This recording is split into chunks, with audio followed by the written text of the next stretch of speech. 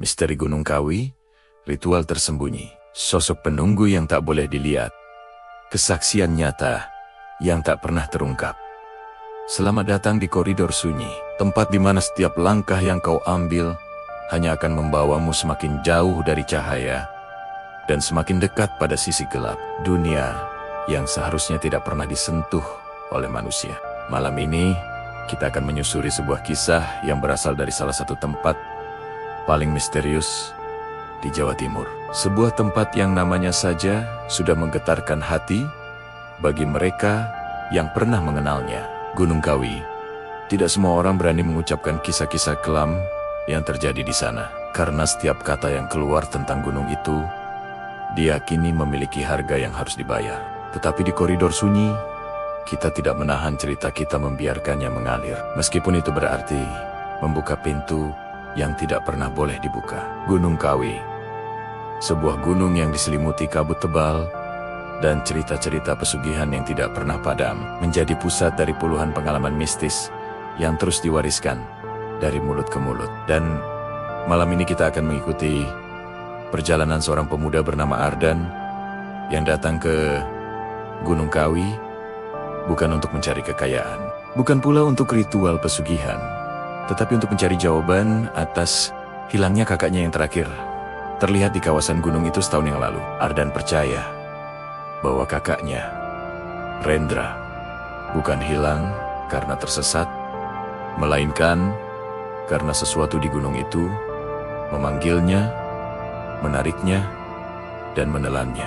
Maka, dengan tekad yang bertumpu pada rasa bersalah, Ardan mendaki Gunung Kawi saat malam sudah larut. Melewati jalur-jalur yang bahkan penduduk desa enggan lewati ketika matahari telah tenggelam. Semuanya berawal ketika Ardan tiba di sebuah warung kecil di kaki gunung, tempat para pendaki biasanya beristirahat sebelum memulai perjalanan. Pemilik warung, seorang perempuan tua bermata cekung dan bersuara parau, menatap Ardan dengan tatapan yang tidak biasa ketika ia menyebutkan nama Rendra. "Kau, saudara laki-laki itu?" tanya perempuan itu sambil meremas ujung selendangnya.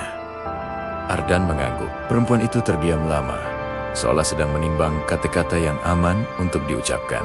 Akhirnya ia berkata, "Kalau kau naik malam-malam begini, kau tidak hanya akan bertemu gelap. Ada yang lain di sana yang kadang menyamar menjadi orang yang kau cari." Ardan menganggapnya sebagai peringatan, klise yang sering diberikan kepada pendaki.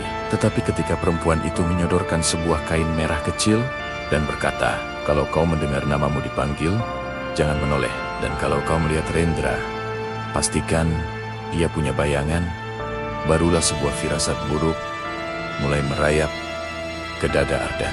Ia tetap melanjutkan perjalanan karena rasa bersalah itu sudah terlalu lama menghantuinya. Setahun yang lalu, Ardan dan Rendra berencana mendaki Gunung Kawi bersama-sama. Tetapi saat itu, Ardan membatalkan karena pekerjaan, dan Rendra nekat pergi sendirian.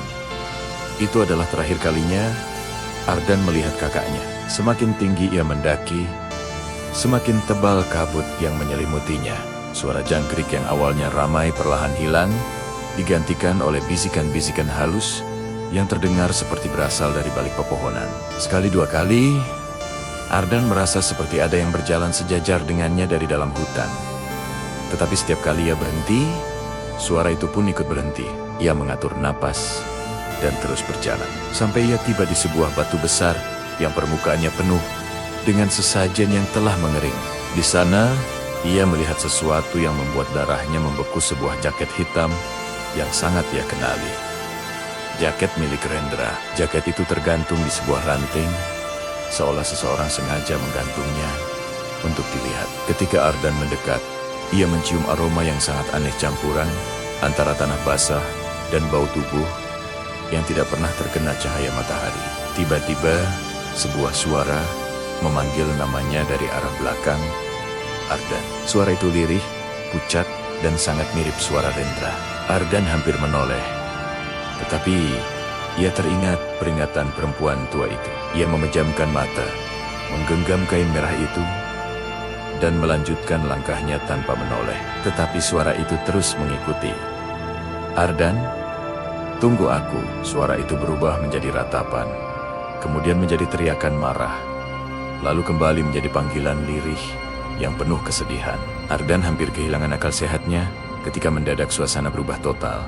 Kabut menipis, udara menjadi lebih hangat, dan ia mendapati dirinya berada di sebuah jalan setapak yang dihiasi lentera kecil. Di ujung jalan itu, ia melihat sosok Rendra berdiri sambil tersenyum.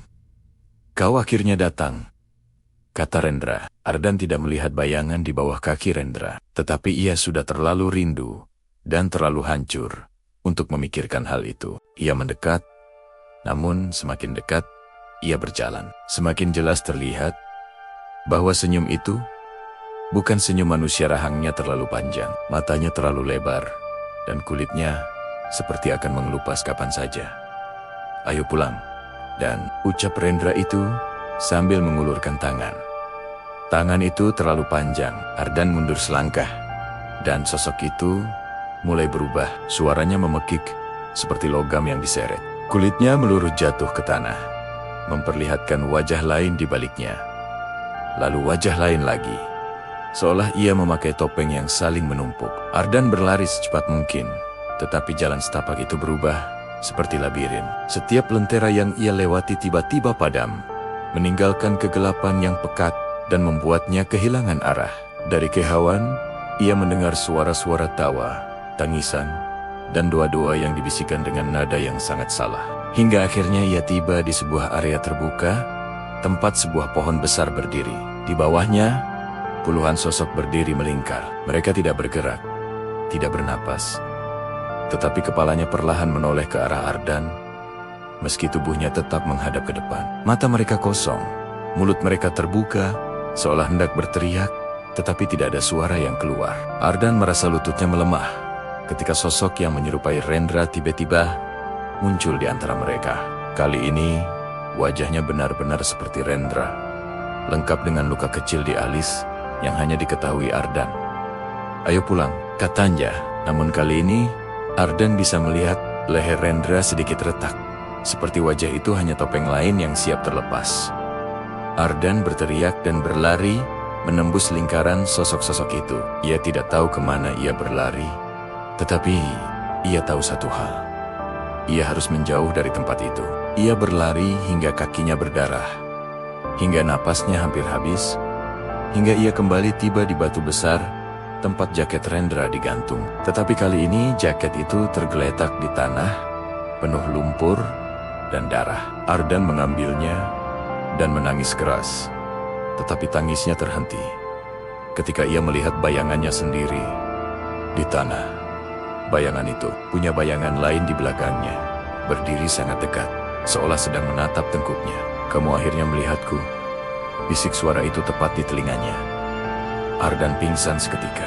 Ketika ia terbangun, ia sudah berada di warung perempuan tua itu. Perempuan itu duduk di sampingnya sambil menatapnya dengan mata yang ketakutan.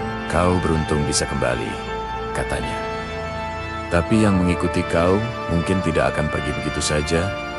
Ardan menoleh ke jendela. Di luar warung, di balik kabut, ia melihat sosok berdiri diam, sangat mirip Rendra, menatap ke arahnya tanpa berkedip. Dan sejak malam itu, Ardan tahu satu hal. Gunung Kawi tidak pernah mengembalikan seseorang tanpa mengambil sesuatu sebagai gantinya.